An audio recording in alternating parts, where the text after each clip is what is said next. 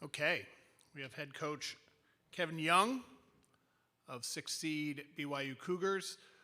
Once again, a reminder, please silence cell phones during this press conference and when the student athletes are up here in a few minutes.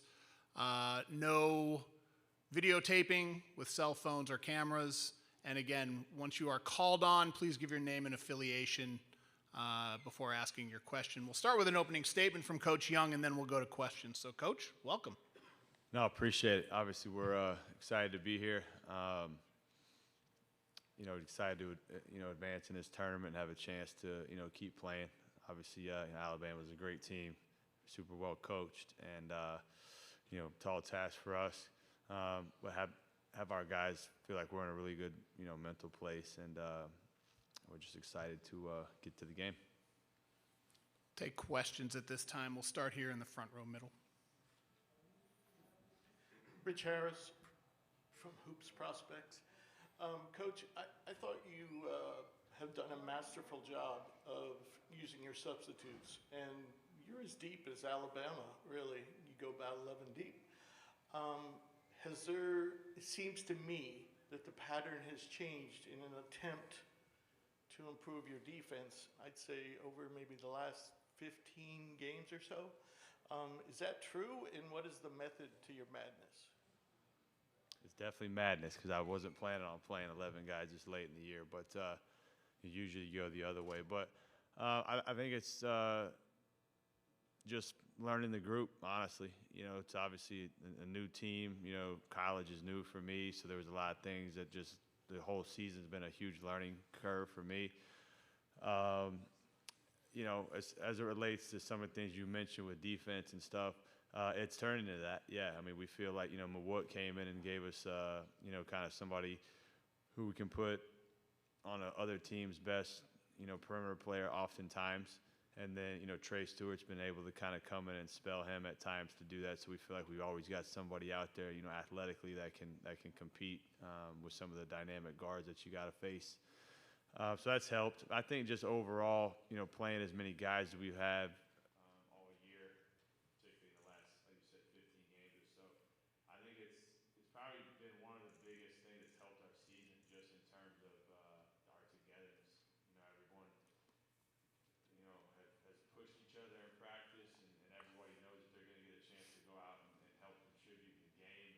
And I think that in and of itself has really, like I said, brought the guys closer together and gave us a real lift.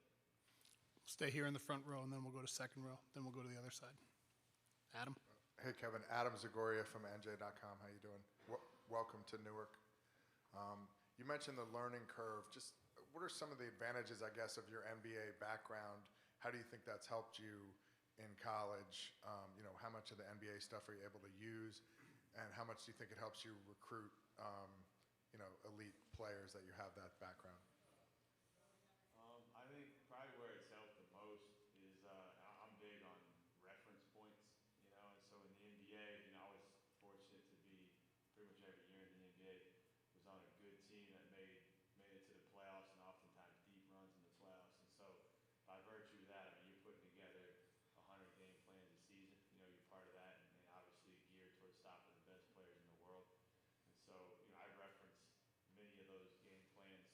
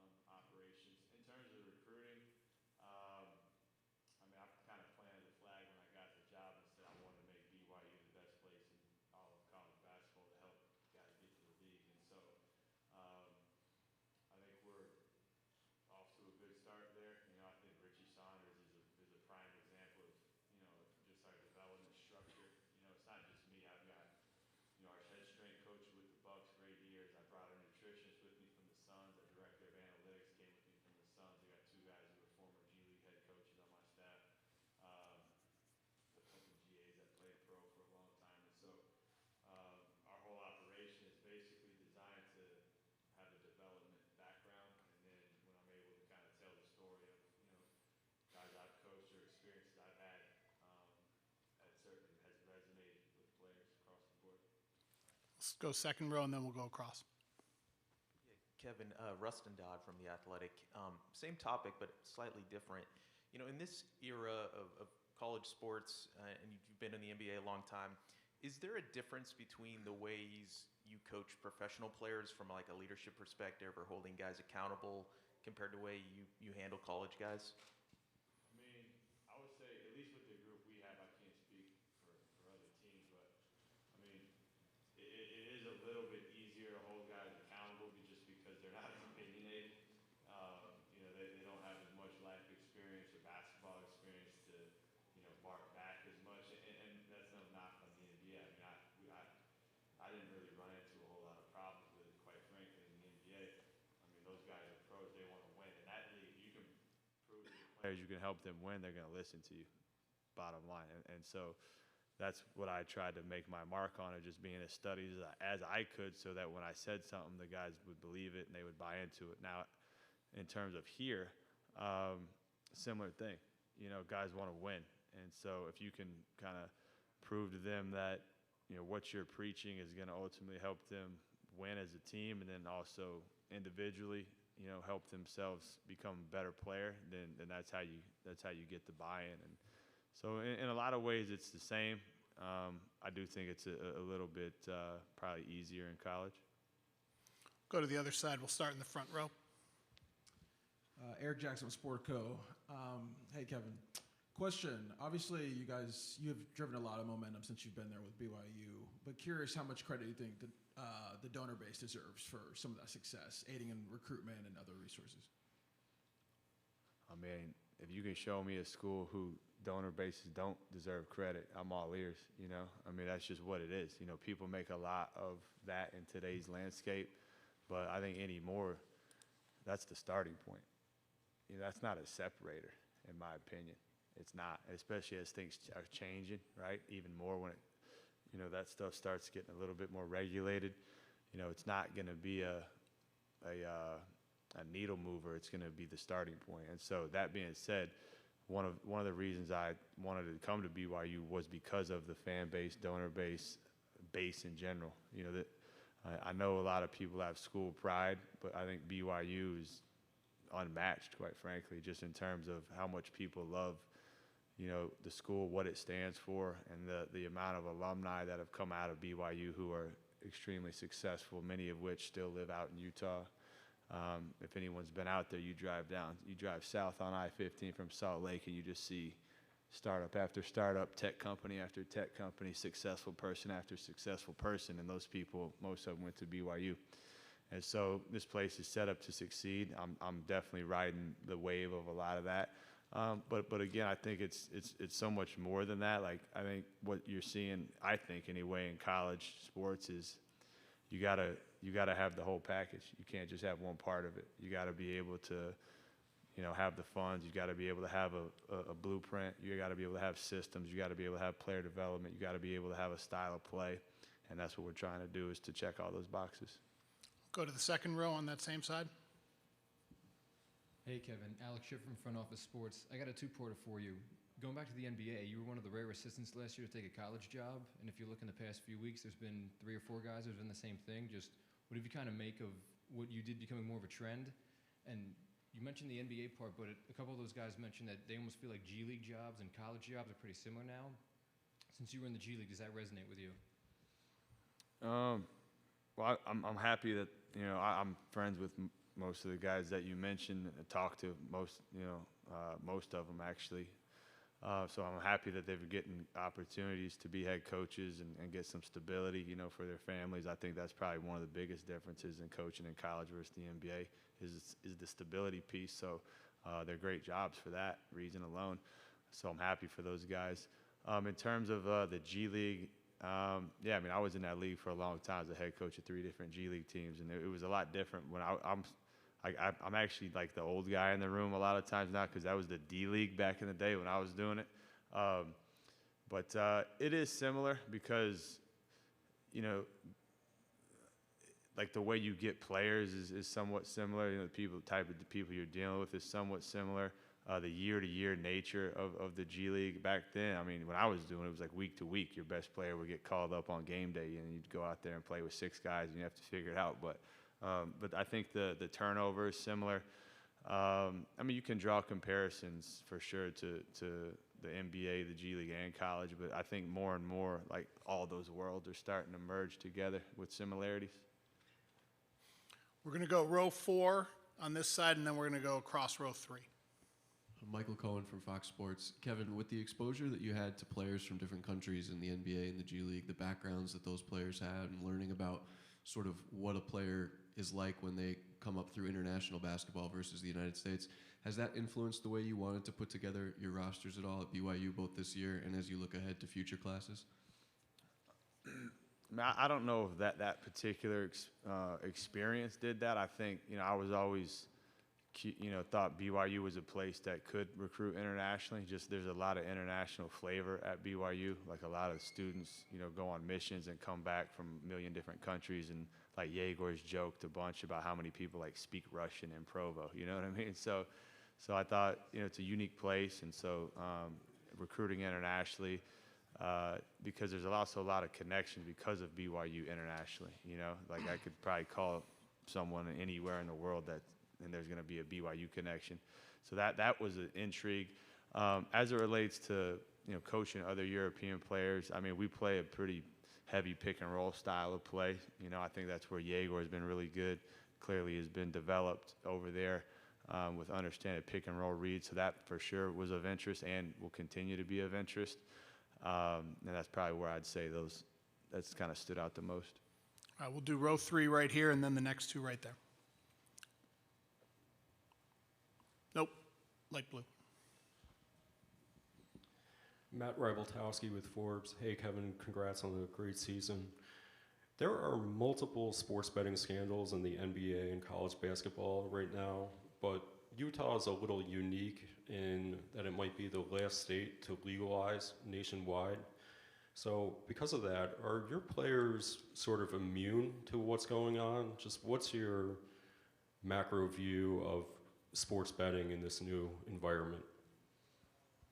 Yeah, it's not really something that's on my radar that much, honestly. Obviously aware of, my take on stuff like that is I just do what they tell me to do and try not to, muddy the waters in any way. I mean, it was a big deal when I was in the NBA. They'd come in and talk to us for hours about can't tell people who's started or who's hurt, this, that, the other. Honestly, I'm a little surprised that college isn't more that way, like starting lineups as an example. I'm like, 5 minutes before the game, you find out who started, stuff like that. Like, I think as it relates to just more and more that infiltrating into college sports, I would think it would become a little bit more regulated like the pro stuff is. But as it relates to our players, we've had several meetings with our administration that kind of explains how things go there. BYU is not immune to stuff like that. I know there was some things in the past that have happened there, but we just try to educate our guys and just make sure that they're playing by the rules as it, when you come to that kind of topic. 3rd row in the middle, and then we'll go to Dan. We're coming from the other side. Hey, Coach, Gina Mizell from the Philadelphia Inquirer. One of your past coaching stops, obviously, was right down the road, both with the Sixers and with the G League affiliate. I'm just wondering, when you sort of look back on that time of your career, how formative was it for you, and maybe what are some of the lessons from those specific years that maybe you're still holding and applying now? Yeah, good to see you, first of all. Second of all, yeah, I'd say in a lot of ways, not just basketball. I mean, my wife and my oldest son flew on this trip with me, and I had my daughter, shout out to Jersey, she was born in New Jersey. One of my sons was born in Delaware as well. So this is a special part of the country, for me on a personal level. A lot of unbelievable memories out this way. But in terms of my basketball, yeah, I'd say it was probably it was the most important time in my life as a young coach. Brett Brown was the head coach of the Sixers. He's by far my most influential coach that I've worked with and for. Brilliant guy. I don't think he gets enough credit for how good of a coach he is, and even better, a CEO. I mean, I learned so much from him from a leadership standpoint, Many of the things I do now are because of the things I learned from him. And that was a unique time going through that rebuild. You know, I got there at the start of kind of the process or whatever, and I saw the whole thing through pretty much. So, the thing that maybe doesn't get discussed enough during that era was how many really good basketball people came through there. I mean, everyone that I was with there there's GMs, there's multiple head coaches. I mean, there's a bunch of guys who have moved up in the world, on the coaching side. A couple guys that are, on Boston's bench now. I mean, guys have won championships. I mean, you go down the list. So clearly Brett and Sam were the leaders of that. But I think that crew of guys, I mean, we're all still really, really close. And we all, learn from each other. And super invaluable time for me, for sure. Do one final question there in the third row. Dan Gelson, Associated Press. A lot's been made about the fact that there aren't really any Cinderellas in this, in the Sweet 16. Do you feel, given the greater influence of booster money and NLI money, that we might see a change in the way the tournament goes from here on out? You think the Cinderella is kind of going to be phased out from here on out? I mean, I'd be lying if I said I knew. I'm still so new to this. I don't really know what to make a lot of it. I mean, in a lot of ways, you could say we're a Cinderella. I mean, we were picked 9th in the Big 12, and we're in the Sweet 16. You know what I mean? I know we're in a power conference, but I definitely think it speaks to, how hard mid-majors have it because everyone's coming to get their play. It's not even that people are coming to get their players. Their players are – kids are smart. You know what I mean? They see what's out there, and they think that they can – better their situation by going in the portal and maybe going to a bigger school that could, offer more to them. So, like anything, I think things have a way of, they work themselves out. People learn whatever the rules of engagement are, people are going to learn how to play them to their, their advantage. I'm sure, the mid-majors will kind of figure out how to work around the way things currently are. So I don't, just on a personal level, no, I don't think the Cinderella idea is done. I think maybe it's just more of a coincidence perhaps this year, but who knows? Are they really a staple of the team's diet or not really? I'm glad we got tots in at the last question, but I was actually mad it took as long as it did. One, for me to find out about the connection with the tots. I'm a huge tot guy, so and then our nutritionist that was with me with the Suns, who I brought here, like 3 meals ago, we finally had tots at the meal table. So I was glad that we finally got those for the whole team. But what a cool story, and Richie's an unbelievable guy. So I'm happy that his play, number one, is kind of what's gotten him in the limelight, and then the tots is like a huge bonus for sure for everybody. Coach, appreciate you taking the time. Thanks, everybody. We'll have the BYU student athletes in just a second.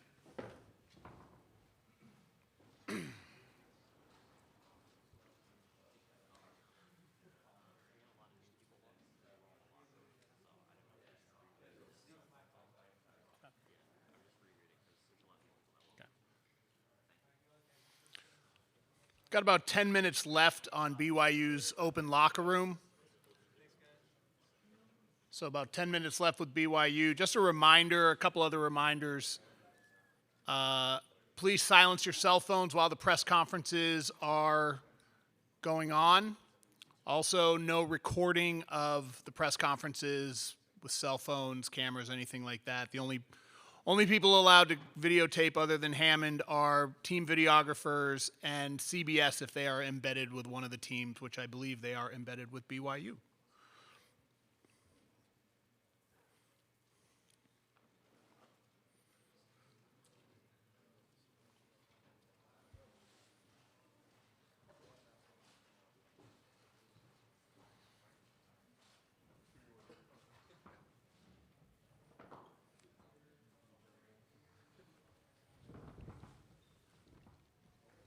All right.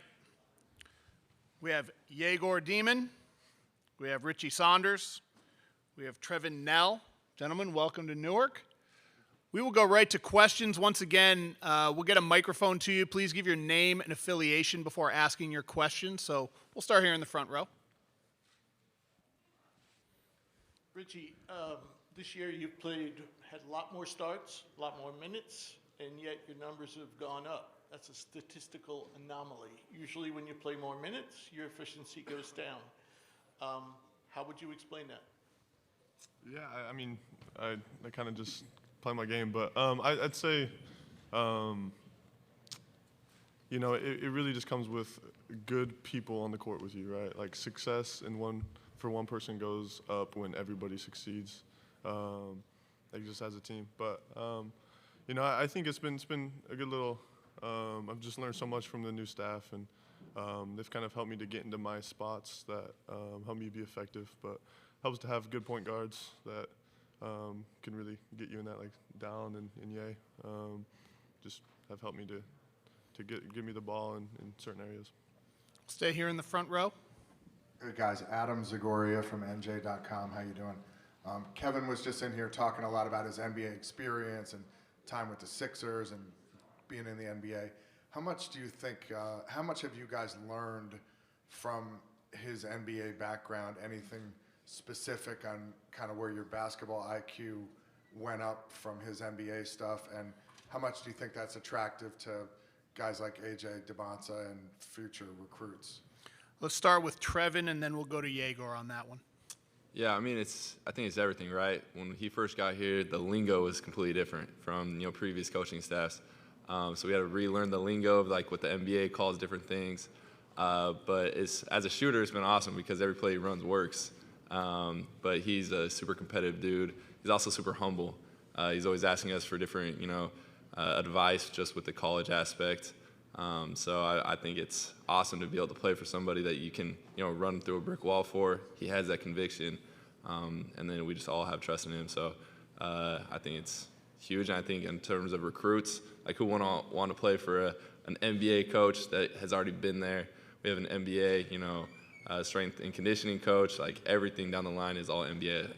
Danielle's also a nutritionist, so that's been in the NBA. So it's been awesome to be able to have a whole NBA coaching staff around us to help build us up. So I think we really wouldn't want to be at BYU. Yegor?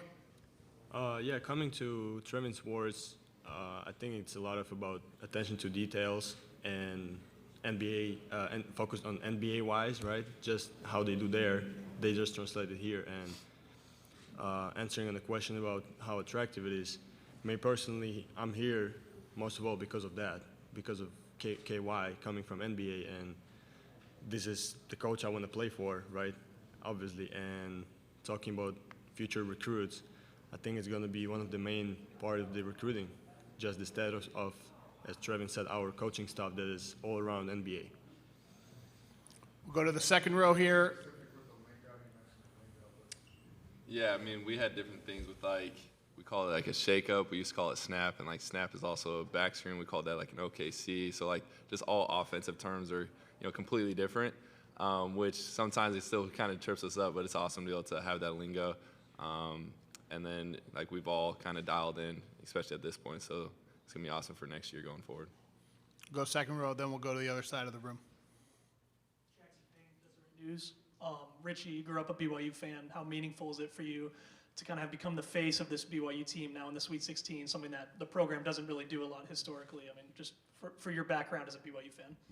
Yeah, I mean, I grew up watching these games and just really praying and hoping that BYU would get in and make a run or whatever. But to be on here, it means a lot, and to do it with this team collectively, it's so fun. I just feel as a team we just care about each other so much, which I mean I couldn't ask for anything more. But I'm just super grateful to be here and to be here with BYU. It's a dream come true. All right, we're going to the other side of the room in the second row. Amanda Kristovich, Front Office Sports. Another question for you, Richie. We obviously know about your family connection to tater tots, but can you tell us, kind of walk us through how the deal came together and how you and the team are balancing NIL and going viral with trying to stay focused in the tournament? Yeah, I mean, when all you eat is tater tots, it makes everything easier.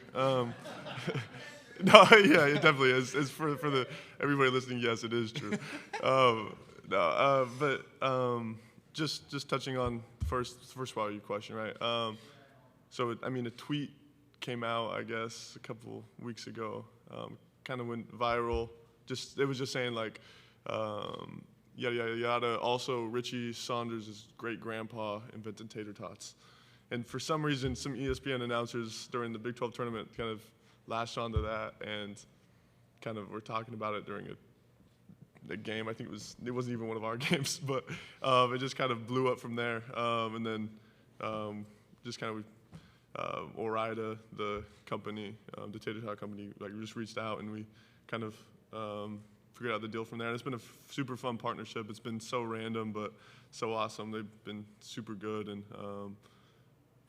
you know, like balancing all that is interesting.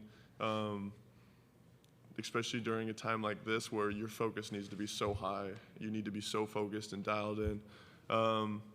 But, you know, KY is kind of, through the few months, has kind of shared with me, it was like, you know, it's because usually I like to just kind of segment my stuff. I'm going to worry about the NIL, all that kind of stuff after the season, right? But he's kind of helped me see of, like, for example, being a professional basketball player, like you have to have these kind of conversations during the season, and it can't detract from your focus. But you need to have them. You need to have these conversations. But I think the reason we're here is to play basketball, and you win basketball, good things happen off the court. And so, you know, I just in closing, I would say you focus on your basketball. This stuff can be little things that you have to take care of, but your focus is not trying to promote tater tots. It's about winning games, and in turn, the tater tots are gonna win too. You know what I'm saying?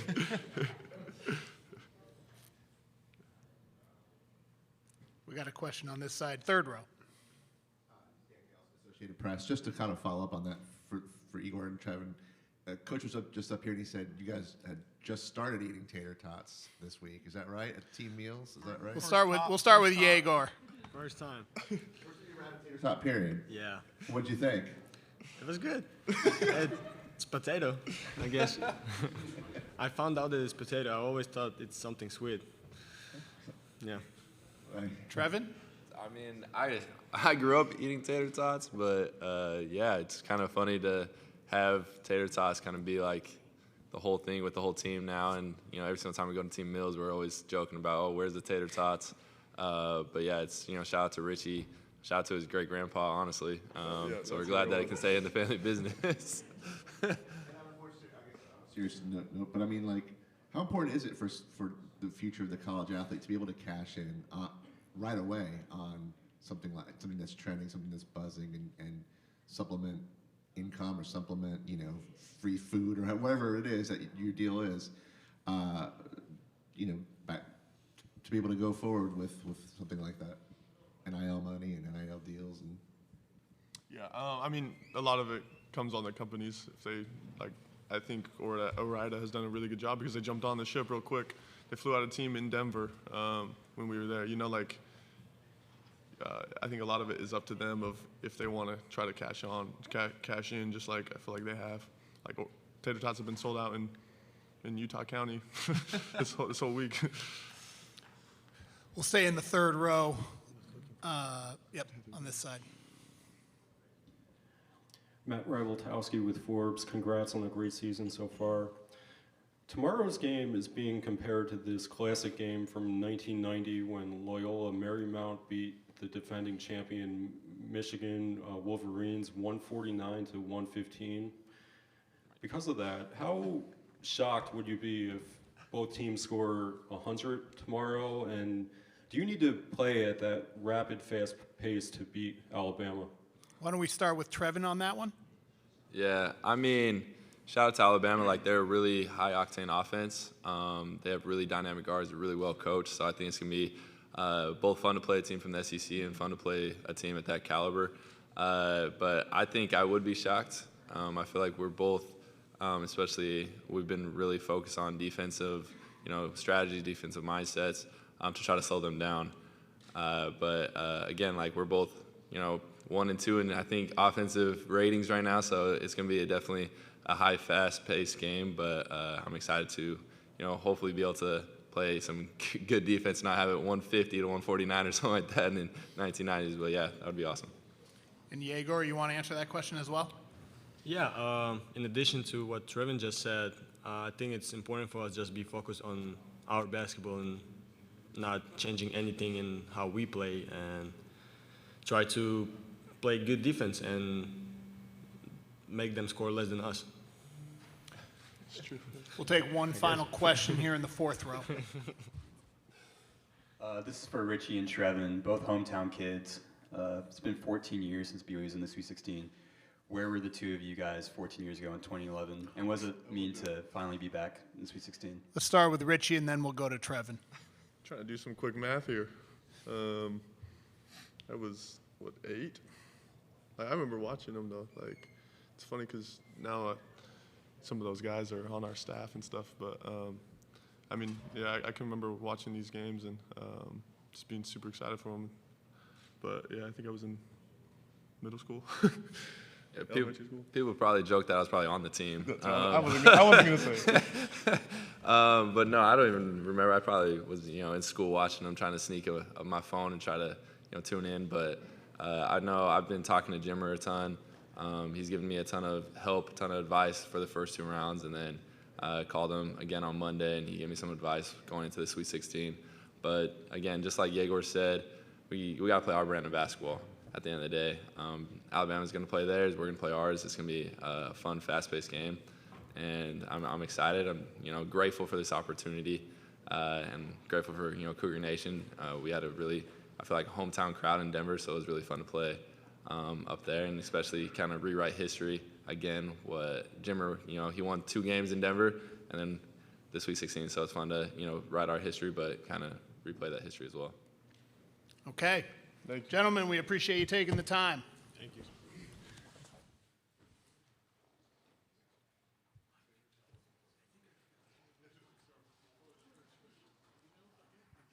What's that? You may have, but now going forward. You did it for coach. You just didn't do it for the players. Yeah. Gotcha.